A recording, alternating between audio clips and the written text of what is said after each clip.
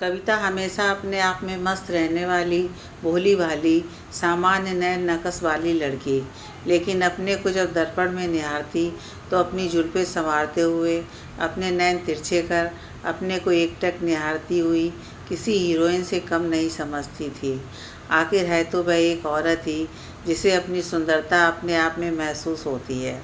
कोई तो होगा उसका भी दीवाना, हर समय यही सोचती रहती।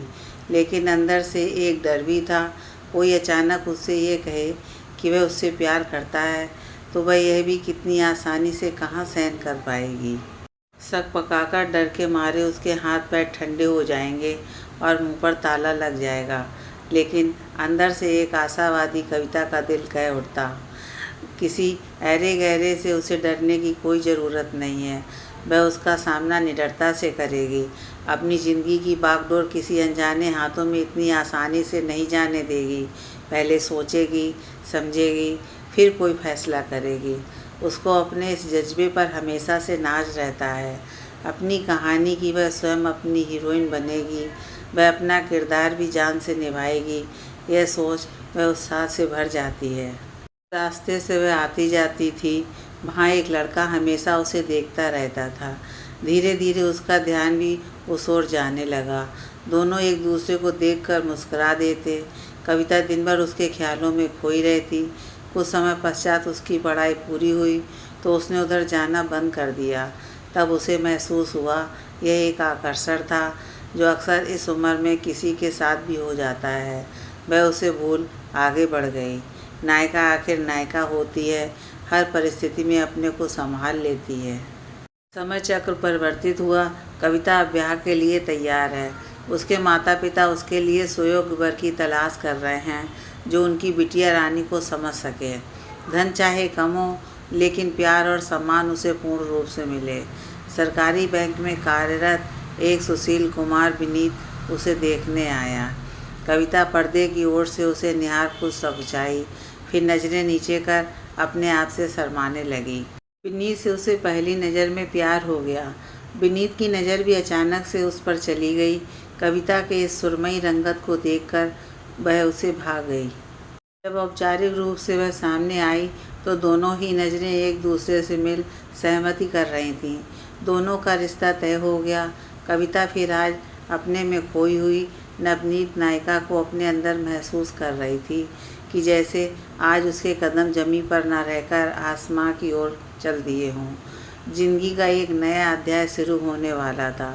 नई जिंदगी के नए निराले रंगों में सराबोर हुई मैं प्रणय सूत्र में विनीत के साथ 7 फेरे लेकर उसका जहान सजाने आ गई अपने सपनों से। नई नवेली दुल्हन पायल की झंकार करते हुई आंगन में टहलती तो ऐसा लगता चांद भी उसके दीदार में पलके बिछाए बैठा है। चूड़ियाँ खनकाती कविता अपने आप में कविता का सुर बन बह रही है। अब तक कविता एक किरदार निभा रही थी, लेकिन ससुराल में बहुत रिश्तों से जुड़ी। पत्नी के अलावा किसी की भाभी, बहू बनकर घर की जिम्मेदारियों के साथ उसे अपनी नायिका होने का भी तालमेल बिठाना है। उसका समय अब उसका नहीं, तथापि सबके साथ गुजरना है, नए आयामों में ढलकर। समय निरंतर चल रहा है। नई दुल्हन के परिवेश से निकल गृहस्थी की लगाम थामनी है। सबको खुश रखते हुए उसे अपना दायित्व निभाना है। पूरे दिन काम करके शाम को विनीत का इंतज़ार करती नई मुस्कुराहट के साथ। उसे उसकी थकान न दिखाई दे। हमेशा ताजगी से भरपूर दिखाने की कोशिश करती जिससे उसके कारण कोई अपवाद न हो, क्योंकि वह समझती थी सासू माँ ने अब तक ये घर कुशलतापूर्वक संभाला है।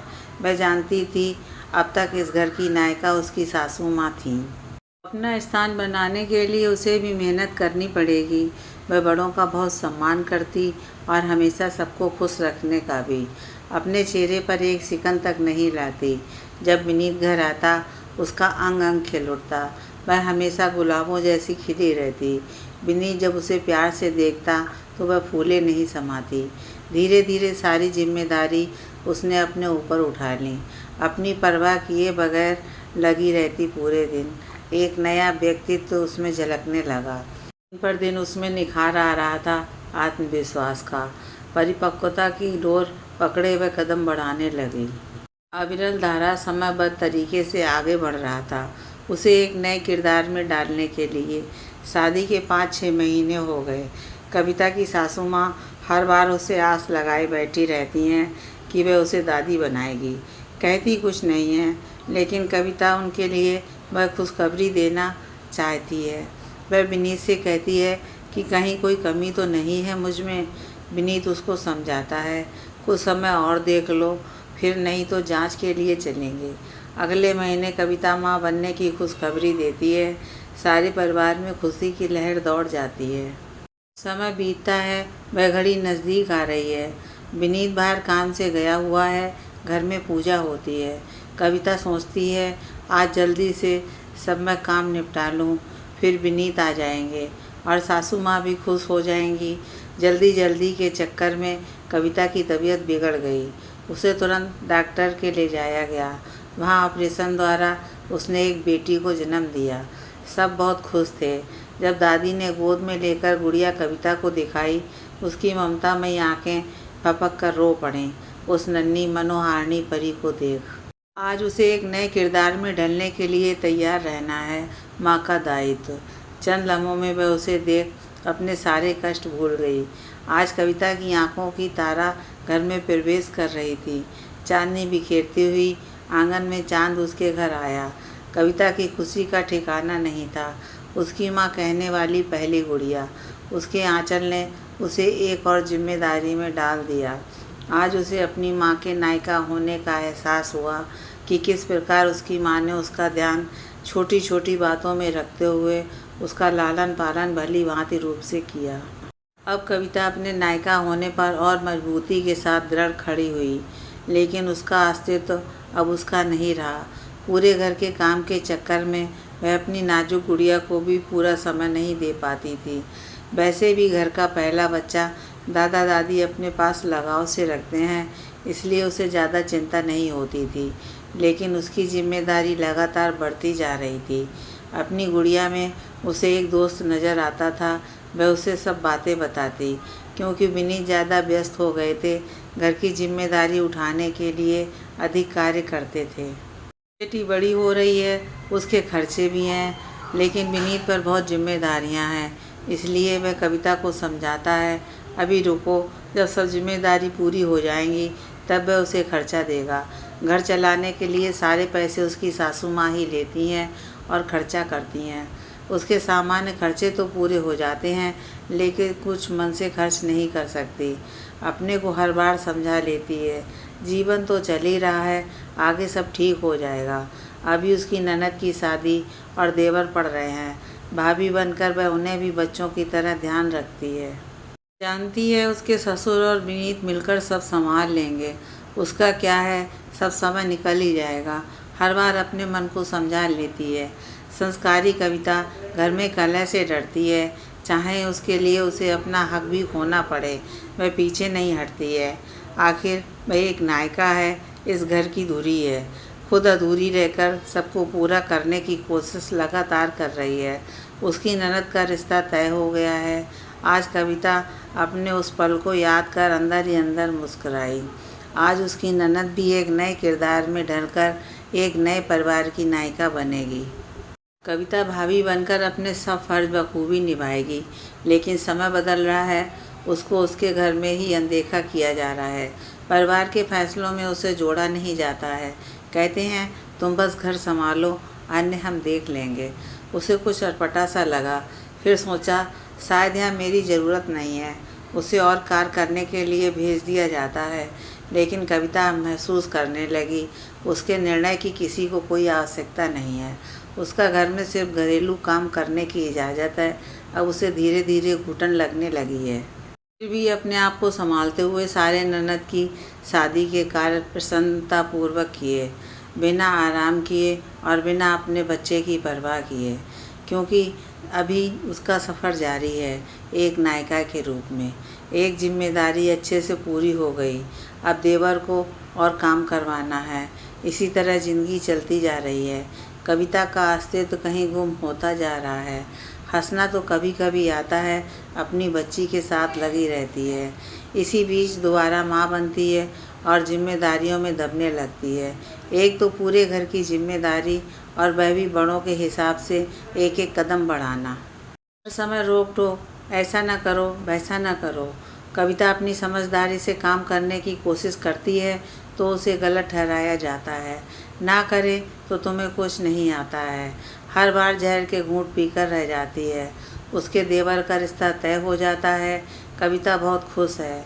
चलो, एक से भले दो जने मिलकर इस घर गृहस्थी को संभाल लेंगे। विनीत भी थोड़ा समय मुझे दे पाएंगे, क्योंकि समय के साथ उन दोनों में दूरियां आ गई हैं। बस बहुत ज़रूरत होने पर ही दोनों बात करते हैं, अन्यथा सब कार्यों के लिए परिवार पर ही आश्रित हैं। बस सलाह पारिवारिक होती है। नई दुल्हन घर आ गई और एक नायिका का आगमन हुआ इस घर में। कविता सोच सोचकर बहुत खुश थी कि अब वह थोड़ा समय अपने लिए निकाल पाएगी, अपने बच्चों के साथ बिता सकेगी। लेकिन ये क्या, नई दुल्हन तो केवल अपने पति की ही चिंता करती, बाकी जैसे परिवार में कोई और रहता ही ना हो। सासू माँ भी नई दुल्हन की ही तारीफ करती, देखो कैसे अपने पति का ध्यान रखती है, क्योंकि बाकी कामों के लिए कविता जो ठहरी। अभी भी सारी जिम्मेदारी केवल कविता की है। बार बार उसे ये कहा जाता, तुम बड़ी हो, तुम्हें ही सब देखना है, कोई कुछ करे या ना करे। कविता के सारे सपने धराशायी हो गए। वह फिर उसी मोड़ पर अकेले खड़ी है जहाँ वह कल भी थी। अपने लिए कुछ नहीं, सब कुछ आज़ादी औरों के लिए है। करते करते भी उसे अनेकों बार सुनना पड़ता, क्योंकि विनीत हमेशा उसे चुप करा देते। थोड़ा सह लोगी तो तुम्हारा कुछ नहीं जाएगा, और स्वयं भी उससे बात करना बंद कर देता। वह हार जाती है। इन परिस्थितियों के बीच कविता की सहन शक्ति जवाब देने लगती है। नायिका का मनोबल टूटने लगता है। आंखों में बस आंसुओं ने जगह ले ली है। निरंतर सेवा का ये फल मिलता है, ये आज उसने जाना। अपने को खोकर क्या मिला, टूटती जा रही है। किसी से बिना अपने मन की कहे सब फिर से संभाल रही है, अकेले ही मजबूत बनने की कोशिश करते हुए। जेठानी का तमगा उसके गले में फंसने लगता है। बड़ी बहू नाम से चिड़चिड़ाहट होती है। उसका बस एक साथी रह गया है, उसके अपने आंसू। जब मर्जी बुलाकर उन्हें वह अपना मन हल्का करती है। समय का पहिया करवटें बदल रहा है। कविता सोचती, क्या उसके संस्कारों ने इतना कमज़ोर कर दिया है। जिस घर को अपना बनाया वही उसे पराये होने का एहसास हरदम कराता रहता है। सोचते सोचते फिर कविता की आंखें भीग गईं। समय के इस बदलते स्वरूप को देख। समय के बढ़ते कदमों को कोई नहीं रोक सकता। वह तो अविरल धारा है, अच्छा बुरा सब एहसास करा देता है। एक नाविक जैसे ही अपनी नैया नदी में ले जाता है, उसे नदी के बहाव का पता नहीं कब कहाँ तेज हो जाए और उसकी नैया हिचकोले खाने लगे। अपनी समझ से ही वह उस नैया को पार कराता है। उसने अपना संघर्ष भरा जीवन धैर्य के साथ व्यतीत किया, जीवन के समझौते के साथ मिलकर। धीरे धीरे उसकी अच्छाई सबको दिखने लगती है। उसने भी गलत बातों पर हाँ में हाँ मिलाना छोड़ दिया। गलत का विरोध करती है, जब वह सही है तो किसी से क्यों डरे। लेकिन अपने संस्कारों को नहीं छोड़ती। पहले की तरह सबकी सेवा भाव उतने ही मन से करती है। सास ससुर भी उसकी तरफ होने लगते हैं, क्योंकि वह अब जान गए हैं कविता उनकी कितनी देखभाल कर सकती है, कोई नहीं कर सकता है। कविता ने साहसपूर्वक सब संभालना शुरू कर दिया है। बच्चे बड़े हो गए हैं, वह भी उसका हाथ घर के कामों में बटाते हैं। छोटे बेटे को सास ससुर ने अलग घर दे दिया है, लेकिन वह दोनों उसके साथ नहीं जाते हैं। वहाँ हमें कोई नहीं पूछेगा। कविता पर पूर्ण विश्वास है कि वह ही उन्हें बुढ़ापे में संभालेगी। अब उन्होंने रोक टोक भी कम कर दी है। अब कविता अपनी रुचि के अनुसार कार्य का चुनाव करती है। अच्छे बुरे सब समय से पहचान कर उसमें एक नई दिव्य ज्योति चमक रही है। वह बाहर निकल नए नए लोगों से जुड़ने लगी है। उसकी अपनी पहचान बनने लगी है। खुशी उसके चेहरे पर झलक कर नया रंग देने लगी है। विनीत भी उसका साथ पाकर निहाल है। वह जानता है लाख मुश्किलों में भी कविता अपनी जिम्मेदारियों से कभी पीछे नहीं हटी है। थोड़ी बहुत समस्याएं तो जीवन में चलती रहती हैं। एक पड़ाव के बाद जब दूसरा सुखद पड़ाव आता है, जीवन खुशहाल होकर गुनगुनाने लगता है। जीवन रूपी गाड़ी सही पटरी पर दौड़ निकली है। यदि कविता को सब पहले समझ लेते तो उसे इतनी परेशानियों को नहीं झेलना पड़ता। कविता भी सही समय से आवाज़ बुलंद करती तो वह अपने को सही स्थापित करने के लिए इतना वक्त न लगाती। लेकिन कभी कभी एक लड़की को सारे किरदारों में ढलकर अपने नायिका होने का सफ़र तय करना पड़ता है। उसकी नियति ने कभी उसे डगमगाने नहीं दिया, हमेशा अपने इरादों पर दृढ़ व अटल रही।